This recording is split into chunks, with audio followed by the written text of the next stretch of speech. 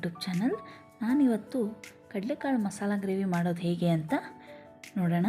ಈ ಮಸಾಲ ಗ್ರೇವಿ ಅಂತೂ ಚಪಾತಿ, ಪೂರಿ, ರೊಟ್ಟಿಗೆ ಮತ್ತು ಬಿಸಿ ಅನ್ನಕ್ಕೂ ಕೂಡ ಭಾಳ ರುಚಿಯಾಗಿರುತ್ತೆ. ನೀವು ಒಮ್ಮೆ ಮನೇಲಿ ಟ್ರೈ ಮಾಡಿ ನೋಡಿ, ಭಾಳ ಚೆನ್ನಾಗಿರುತ್ತೆ. ಹಾಗಾದರೆ ಈ ಮಸಾಲ ಗ್ರೇವಿ ಮಾಡ್ಕೊಳ್ಳೋದು ಹೇಗೆ ಅಂತ ನೋಡೋಣ. ಅದಕ್ಕೂ ಮುಂಚೆ ಯಾರೆಲ್ಲ ನನ್ನ ಚಾನಲನ್ನು ಸಬ್ಸ್ಕ್ರೈಬ್ ಮಾಡ್ಕೊಂಡಿಲ್ಲ, ದಯವಿಟ್ಟು ಸಬ್ಸ್ಕ್ರೈಬ್ ಮಾಡ್ಕೊಳ್ಳಿ. ನಾನು ಮಾಡೋ ವಿಡಿಯೋ ಇಷ್ಟ ಆದರೆ ಲೈಕ್ ಮಾಡೋದನ್ನು ಮಾತ್ರ ಮರಿಬೇಡಿ. ಹಾಗೆ ನೀವು ಫ್ಯಾಮಿಲಿ ಫ್ರೆಂಡ್ಸ್ ಜೊತೆ ಕೂಡ ಶೇರ್ ಮಾಡ್ಕೊಳ್ಳಿ. ಮೊದಲಿಗೆ ನಾನಿಲ್ಲಿ ಒಂದು ಪೇಸ್ಟ್ನ ರೆಡಿ ಮಾಡ್ಕೊತಾ ಇದ್ದೀನಿ. ಈ ಪೇಸ್ಟ್ ರೆಡಿ ಮಾಡ್ಕೊಳ್ಳೋದಕ್ಕೆ 3-4 ಟೊಮೊಟೊ ತೊಗೊಂಡಿದ್ದೀನಿ. 8-10 ಗೋಡಂಬಿನ ಸೇರಿಸ್ಕೊಂಡು ಮೊದಲಿಗೆ ಪೇಸ್ಟ್ ಮಾಡ್ಕೊಳ್ಳೋಣ. ಗ್ಯಾಸ್ ಮೇಲೆ ನಾನು ಕಡಾಯಿ ಇಟ್ಕೊಂಡಿದ್ದೀನಿ. ಕಡಾಯಿಗೆ 1-2 ಸ್ಪೂನಷ್ಟು ಬಟರ್ನ ತೊಗೊಂಡಿದ್ದೀನಿ. ಬಟರ್ ನಾನು ಹಾಕೋತಾ ಇರೋದು ರುಚಿನ ಜಾಸ್ತಿ ಮಾಡೋದಕ್ಕೋಸ್ಕರ. ಇವಾಗ 2 ಸ್ಪೂನಷ್ಟು ಎಣ್ಣೆನ ಹಾಕೋತಾ ಇದ್ದೀನಿ.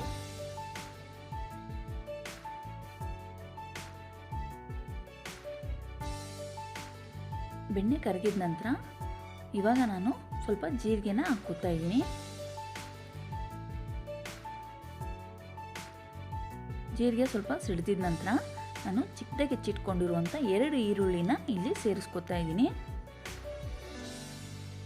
ಈರುಳ್ಳಿನ ಸ್ವಲ್ಪ ಕೆಂಪಾಗೋವರೆಗೂ ಚೆನ್ನಾಗಿ ಫ್ರೈ ಮಾಡ್ಕೋಬೇಕಾಗುತ್ತೆ.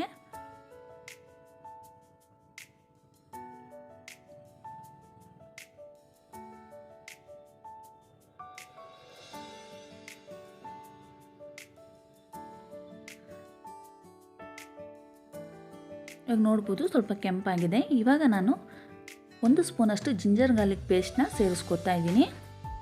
ಇದು ಕೂಡ ಹಸಿ ಸ್ಮೆಲ್ ಹೋಗೋವರೆಗೂ ಫ್ರೈ ಮಾಡ್ಕೋಬೇಕು.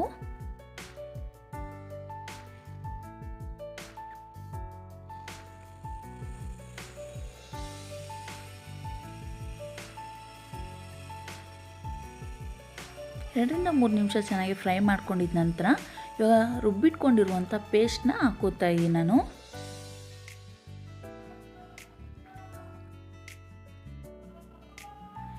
ಇವಾಗ 1 ಸ್ಪೂನು ಅಚ್ಚ ಖಾರದ ಪುಡಿ, 2 ಸ್ಪೂನು ಧನಿಯಾ ಪುಡಿ ಮತ್ತು 1/4 ಸ್ಪೂನಷ್ಟು ಅರಿಶಿನ,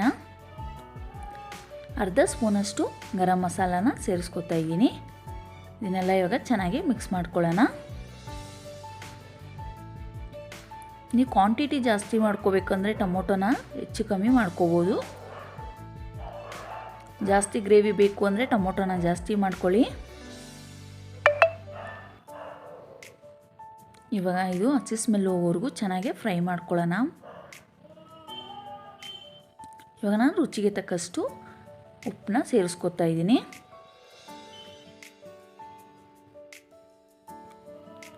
ಇದು ಹಸಿ ಸ್ಮೆಲ್ ಹೋಗೋವರೆಗೂ ಚೆನ್ನಾಗಿ ಸ್ವಲ್ಪ ಎಣ್ಣೆಲೆ ಫ್ರೈ ಆಗಬೇಕು. ಮಸಾಲೆ 2 ನಿಮಿಷ ಮುಚ್ಚಿ ಚೆನ್ನಾಗಿ ಫ್ರೈ ಮಾಡ್ಕೊಳ್ಳೋಣ. ಇವಾಗ ಇಲ್ಲಿ ನೋಡ್ಬೋದು ನಾನು ಕಡಲೆಕಾಳನ್ನ ಮೊದಲೇ ಉಪ್ಪು ಹಾಕ್ಕೊಂಡು ಬೇಯಿಸಿಟ್ಕೊಂಡಿದ್ದೀನಿ. 1 ಕಪ್ ಆಗಷ್ಟು ಕಡಲೆಕಾಳನ್ನ ತೊಗೊಂಡಿದ್ದೆ ನಾನು.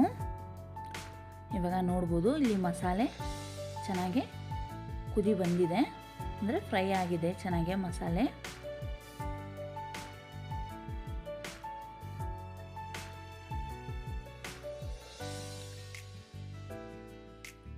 ಇವಾಗ ನಾವು ಬೇಯಿಸಿಟ್ಕೊಂಡಿರುವಂಥ ಕಡಲೆಕಾಳನ್ನ ನೀರು ಸಮೇತ ನಾನು ಇಲ್ಲಿ ಸೇರಿಸ್ಕೊತಾ ಇದ್ದೀನಿ.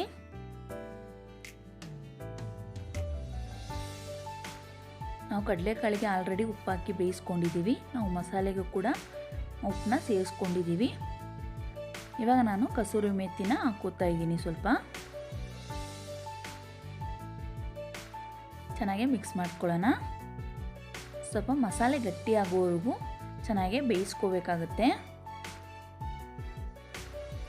ನೋಡ್ಬೋದು ಕುದೀತಾ ಇದೆ.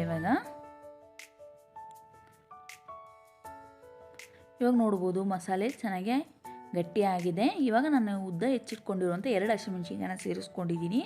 ಸ್ವಲ್ಪ ಕೊತ್ತಂಬರಿ ಸೊಪ್ಪು. ಇವಾಗ ಚೆನ್ನಾಗಿ ಮಿಕ್ಸ್ ಮಾಡ್ಕೊಳ್ಳೋಣ.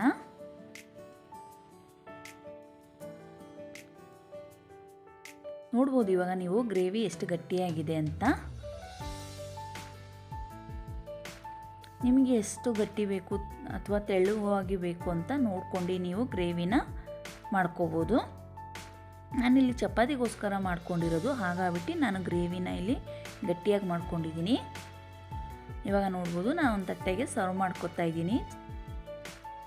ನೋಡಿದ್ರಲ್ಲ ಫ್ರೆಂಡ್ಸ್, ಎಷ್ಟು ಈಸಿಯಾಗಿ ಬೇಗ ಕ್ವಿಕ್ಕಾಗಿ ಮಾಡ್ಕೋಬೋದು ಈ ಕಡಲೆಕಾಳು ಮಸಾಲ ಗ್ರೇವಿ ಅಂತ.